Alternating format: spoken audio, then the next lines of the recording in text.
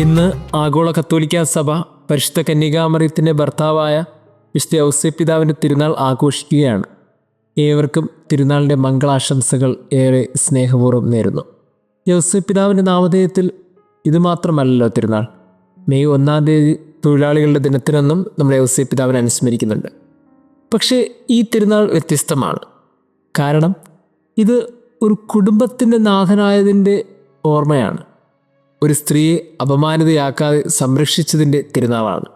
നല്ലൊരു ഭർത്താവായതിനെ ഓർമ്മിപ്പിക്കുന്ന തിരുനാളാണ്. അതുകൊണ്ട് തന്നെ ഒരു കുടുംബ പശ്ചാത്തലത്തിൽ നിന്നുകൊണ്ട് ഔസേപ്പിതാവിനെ ധ്യാനിക്കുകയാണ് നമ്മളിന്ന്. ഔസേപ്പിതാവിൻ്റെയും പരിശുദ്ധ അമ്മയുടെയും ഈ കുടുംബജീവിതത്തിൻ്റെ ആരംഭം എവിടെയാണ്? ബൈബിളിൻ്റെ അടിസ്ഥാനത്തിൽ അത് മാലാഖയുടെ സന്ദേശമാണ്. പക്ഷേ ഒരു പാരമ്പര്യ കഥ നമുക്കുണ്ട്.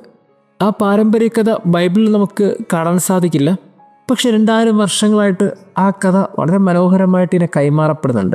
പുണ്യപ്പെട്ട ജീവിതം ജീവിച്ച ഒരു നാട്ടിലെ പെൺകുട്ടി, ആ പെൺകുട്ടിക്ക് ഒരു വരനെ വേണം. ഏറ്റവും നല്ല പെൺകുട്ടിയെന്നും ദേവാലയവുമായി ചേർന്ന് ജീവിച്ചത് കൊണ്ട് തന്നെ അവൾക്ക് നല്ലൊരു ഭർത്താവിനെ കണ്ടെത്തുക എന്നുള്ളത് അന്നത്തെ ദേവാലയവുമായി ചേർന്നിരുന്ന ശ്രേഷ്ഠരുടെയൊക്കെ ഉത്തരവാദിത്തമായി മാറി. അങ്ങനെ നല്ലൊരു ഭർത്താവിനെ കണ്ടെത്തുക എന്നത് അത് ദൈവത്തിൻ്റെ ഇഷ്ടം കൂടിയാകണമല്ലോ. അതുകൊണ്ട് അവർ ചെയ്ത ഒരു കാര്യം, ഒരു ഉണക്കക്കമ്പ് വരനാകാൻ യോഗ്യരായ എല്ലാവരുടെയും കയ്യിൽ കൊടുത്തു. അങ്ങനെ എല്ലാവരും ഒരു ഉണക്കക്കമ്പുമായി ഇങ്ങനെ നിൽക്കുമ്പോൾ ആരുടെ കമ്പാണോ പെട്ടെന്ന് പുഷ്പിക്കുന്നത്, അതിനെ ഒരു മാറ്റം വരുന്നത്, ആ വ്യക്തിയാണ് ഇവൾക്ക് യോഗ്യനെന്ന് അവർ അന്ന് വിധി എഴുതാമെന്ന് ചിന്തിച്ചു. അങ്ങനെ ഒരു ഉണക്കക്കമ്പിനെ കയ്യിൽ പിടിച്ചിരുന്ന യൗസേപ്പിൻ്റെ കരങ്ങളിൽ നിന്ന് ആ ഉണക്കക്കമ്പ് പുഷ്പിച്ചതായും അതിൽ നിന്ന് മനോഹരമായ ഒരു പൂക്കളൊക്കെ വന്നതായിട്ടൊക്കെ നമ്മൾ പാരമ്പര്യ കഥയിൽ നമ്മൾ പറയുന്നുണ്ട്. ഇതെന്തുമാത്രം റെലവൻസ് ആണെന്ന് അറിയില്ല. പക്ഷേ ഈ കഥയെ ഒത്തിരി ഇഷ്ടപ്പെടാനും ഒത്തിരി സ്നേഹിക്കാനും ഞാൻ ആഗ്രഹിക്കുന്നുണ്ട്. ശരിയാണ്, ഔസേപ്പിതാവിൻ്റെ ജീവിതത്തിൻ്റെ മനോഹാരിതയെ ഒരുപക്ഷെ ഓർമ്മിപ്പിക്കുന്ന ഈ കഥ അങ്ങനെയൊന്നും മനുഷ്യരുടെ മനസ്സിൽ മറന്നു പോകില്ല. ഔസേപ്പിതാവിൻ്റെ ജീവിതത്തിൻ്റെ ഏറ്റവും സുന്ദരമായ ചില ഇടപെടലുകളൊക്കെ ഈ കഥയിൽ ഓർമ്മിപ്പിക്കുന്നു. അതുകൊണ്ടാകണം ഇങ്ങനെ കൈമാറ്റപ്പെട്ട് ഇന്നും ഈ കഥയെ നമ്മൾ അടുത്ത തലമുറയ്ക്ക് പറഞ്ഞു കൊടുക്കുന്നത്. ഔസേപ്പിതാവ് ഹൃദയം കൊണ്ട് എന്തിനൊക്കെ ചേർത്ത് പിടിച്ചിട്ടുണ്ടോ അതൊക്കെ പുഷ്പിച്ചിട്ടുണ്ട്. അയാൾ കരം കൊണ്ട് മാത്രമല്ല ആ ഉണക്കക്കമ്മിന് തൊട്ടത്, അയാളുടെ ഹൃദയം കൊണ്ടുമാണ്. അങ്ങനെ ഹൃദയം കൊണ്ട് തൊട്ടതിനെ അയാൾ മനോഹരമാക്കിയതിനെ ഓർമ്മിപ്പിക്കുന്ന ഒരു തിരുനാളിലാണ് നാമൊക്കെ ആയിരിക്കുന്നത്. ഒന്നുമല്ലാത്തതിനെ ഹൃദയം കൊണ്ട് തൊട്ടപ്പോൾ അത് പുഷ്പിച്ചു. വാടിപ്പോയതിനെ ചേർത്ത് പിടിച്ചപ്പോൾ അതിൽ നിന്ന് മനോഹരമായ ഒന്ന് പുറത്തു വന്നു. നഷ്ടപ്പെട്ടു പോയ സുഗന്ധത്തെ അയാൾ കരം കൊണ്ട് ചേർത്ത് പിടിച്ചപ്പോൾ അതിന് വളരെ മനോഹരമായ സുഗന്ധമുണ്ടായി. ഇങ്ങനെ ഔസേപ്പിതാവിൻ്റെ ജീവിതത്തെ കുറച്ചും കൂടി ഓർമ്മിപ്പിക്കുന്ന മനോഹരമായ ഒരു കഥയാണിത്. ഈ കഥയുടെ പിൻബലത്തിൽ നിന്നുകൊണ്ടാണ് ഔസേപ്പിതാവിൻ്റെ ജീവിതത്തെ നമ്മളിന്ന് ധ്യാനിക്കുന്നത്. 12-ാം വയസ്സിൽ ദേവാലയത്തിൽ ഒരു കുഞ്ഞ് കാണാതെ പോകുമ്പോൾ ആ കുഞ്ഞിനെ തേടി 3 രാത്രിയും 3 പകലുകളും ആ അപ്പനും അമ്മയും അന്വേഷിച്ചതൊക്കെ വളരെ മനോഹരമായിട്ട് നമുക്കറിയാം. കണ്ടുകിട്ടുമ്പോൾ ആ മകൻ പറയുന്ന വാക്ക് വളരെ മനോഹരമാണ്. എൻ്റെ പിതാവിൻ്റെ കാര്യത്തിൽ ഞാൻ വ്യാപൃതനാണെന്ന് നിങ്ങൾ അറിയുന്നില്ലേ? ഇത് ആദ്യത്തെ ഒരു കോൺസെപ്റ്റാണ്. ഇങ്ങനെയൊന്നും ആരും ഇതിനു മുമ്പ് പറഞ്ഞിട്ടില്ല.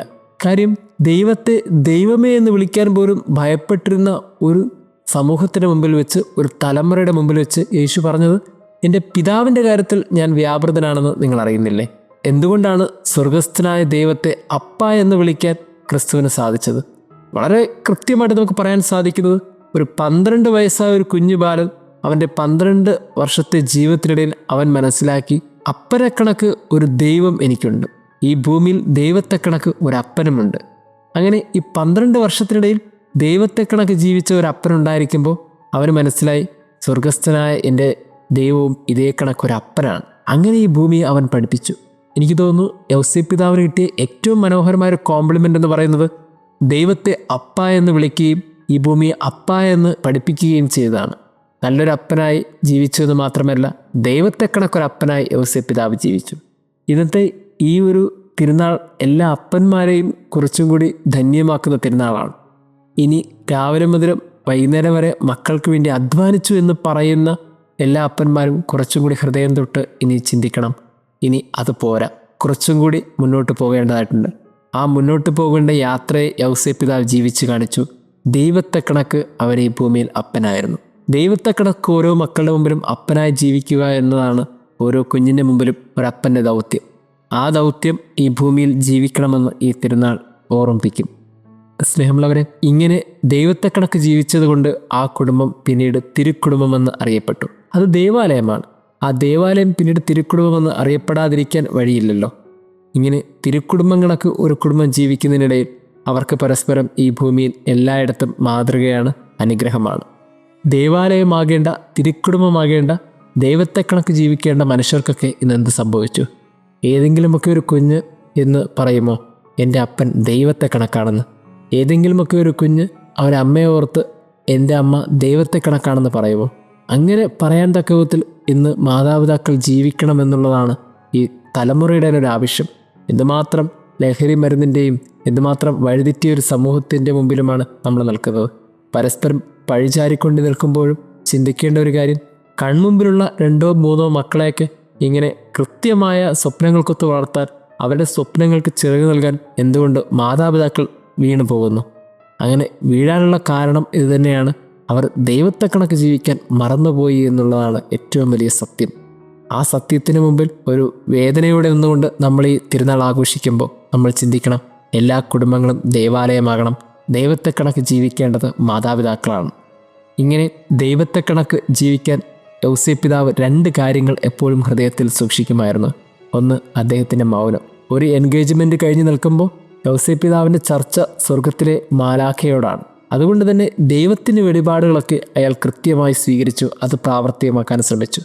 ദൈവത്തിൻ്റെ വെളിപാട് കേട്ട മനുഷ്യൻ പിന്നീട് മനുഷ്യരുമായി ചർച്ച ചെയ്തില്ല എന്നുള്ളതാണ് പ്രധാനപ്പെട്ടൊരു കാര്യം. നമ്മുടെയൊക്കെ ജീവിതത്തിൽ ദൈവത്തിൻ്റെ വെളിപാടോടുകൂടിയാണ് ഒരു കുടുംബജീവിതം ആരംഭിച്ചത്. അങ്ങനെ ദൈവത്തിൻ്റെ വെളിപാടോടുകൂടി തുടങ്ങുന്ന ഒരു കുടുംബജീവിതം പിന്നീട് മനുഷ്യരുമായി ചർച്ച ചെയ്ത് അതിനെ നശിപ്പിക്കരുത്. പല കുടുംബങ്ങളും നഷ്ടപ്പെട്ടു പോകുന്നത് ഈ മനുഷ്യരുമായി കൂടി ആലോചിച്ചത് കൊണ്ടാണ്. അതുകൊണ്ടാണല്ലോ വിവാഹ സമയത്ത് ആ സുവിശേഷ ഭാഗം വീണ്ടും ആവർത്തിക്കപ്പെട്ട് വായിക്കുന്നത്, ദൈവം യോജിപ്പിച്ചത് മനുഷ്യന് വേർപെടുത്താതിരിക്കട്ടെ. ഈ ദൈവം യോജിപ്പിച്ചതിനൊക്കെ മനുഷ്യന് മുമ്പിൽ ചർച്ച ചെയ്ത് മനുഷ്യന് മുമ്പിലിട്ട് അതിനെ താലോലിച്ച് വെച്ച് പിന്നീട് അത് നഷ്ടമാക്കുന്ന ഒരു സംഗതിയിലേക്ക് നമ്മളൊക്കെ എത്തുന്നുണ്ട്. യൗസേപ്പ് പിതാവിൻ്റെ ഈ ദൈവത്തെ കണക്കുള്ള ജീവിതത്തിനിടയിൽ അയാൾ സൂക്ഷിച്ച ഏറ്റവും പ്രധാനപ്പെട്ട കാര്യം മൗനമാണ്. അത് സ്വർഗത്തോടുള്ള ഒരു ഡിസ്കഷന് ശേഷം മനുഷ്യരോട് കാട്ടാത്ത ഒരു മൗനമാണ്. അയാൾക്കറിയാം, മനുഷ്യരുമായുള്ള ചർച്ചയൊന്നും എൻ്റെ കുടുംബജീവിതത്തെ തിരുക്കുടുംബമാക്കില്ല. രണ്ടാമതായിട്ട് യൗസേപ്പ് പിതാവിൻ്റെ ജീവിതത്തിൽ മനോഹരമായി സൂക്ഷിച്ചത് നീതിബോധമാണ്. ദൈവത്തെ കണക്ക് ജീവിച്ചത് കൊണ്ട് തന്നെ അദ്ദേഹത്തിനറിയാം, ഞാനിനി കാട്ടേണ്ട ചില നീതിബോധമുണ്ട്. ആരോട്? തൻ്റെ പ്രിയപ്പെട്ടവരോട്. അവരോട് കാണിക്കേണ്ട നീതിബോധം അവരുടെ മുമ്പിൽ വിശ്വാസത്തിൻ്റെ പ്രകാശമായും അധ്വാനത്തിൻ്റെ വെളിച്ചമായി നിൽക്കുക എന്നുള്ളത്. അങ്ങനെ ഒരു വിശ്വാസ വെളിച്ചവും ഒരു അധ്വാനത്തിൻ്റെ പ്രകാശമായി നിൽക്കുന്ന ഒരപ്പനെ അല്ലെങ്കിൽ അമ്മയ്ക്ക് ഈ കുടുംബത്തിൽ മക്കളെ സ്വാധീനിക്കാതിരിക്കാൻ കഴിയില്ല. പ്രിയമുള്ളവരെ, ദൈവത്തെ കണക്ക് ഈ ഭൂമിയിൽ ജീവിക്കേണ്ട ഓരോ മാതാപിതാക്കളും ജീവിതത്തിൽ സൂക്ഷിക്കേണ്ട 2 കാര്യങ്ങളാണ് മൗനവും നീതിയും. ഇങ്ങനെ ജീവിച്ചൊരു യൗസേപ്പ് പിതാവിനെയാണ് നാം ഇന്ന് ധ്യാനിക്കുന്നത്. അയാൾ കരം കൊണ്ട് തൊട്ടതൊന്നും പുഷ്പിക്കാതിരുന്നിട്ടില്ല. വെറും കരം കൊണ്ട് മാത്രമല്ലോ അയാൾ തൊട്ടത്, ഹൃദയം കൊണ്ടുമാണല്ലോ. ഓരോ ബന്ധങ്ങളെയും ഇനി ഹൃദയം കൊണ്ട് തൊടണം. അവിടെ നമ്മളും ദൈവത്തെ കണക്ക് അവരുടെ ഹൃദയത്തിൽ ജീവിക്കും. ദൈവം നമ്മെ അനുഗ്രഹിക്കട്ടെ.